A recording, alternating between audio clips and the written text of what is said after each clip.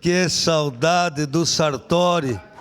Antes, senhor presidente, quero saudar meu grande amigo, Coronel Fortes, que esteve muitos anos em Caxias. Que alegria ver o senhor e a capitã, que não dá para ler aqui, mas enfim, Miron. Obrigado, o senhor sempre é bem-vindo na nossa cidade, o qual o senhor nos ajudou muito e que agora está ajudando todo o Estado. Bom, eu tenho muito saudade do Sartori.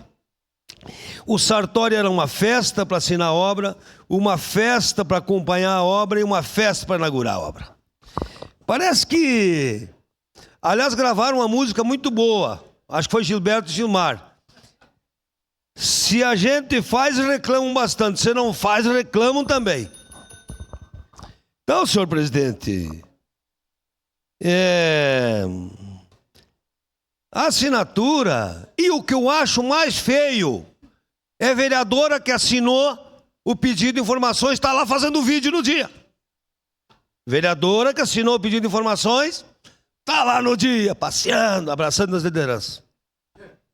Eu acho feio isso. Eu acho feio. Então, vamos votar sim, mas é uma perda de tempo. Porque nós estamos cobrando desde 2020. Não adianta mostrar dinheiro. Eu não preciso de dinheiro. Graças a Deus. Mas paga ela, paga quem cobrou então, não para mim. Olha, a PPP da educação infantil nós estamos desde 2021 cobrando, ela é boa.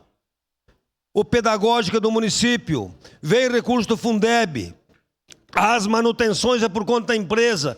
Então, me perdoem, um pedido de informações de algo que todo mundo cobra. 5.000 vagas nós pagamos para particular, 5.000 vagas. Então, que saudade do Sartori. Era festa para assinar a obra, era festa no meio da obra e era festa para inaugurar a obra. Voto sim, olha, mas é uma perda de tempo. Obrigado, vereador D'Ambrosio, com a palavra em declaração.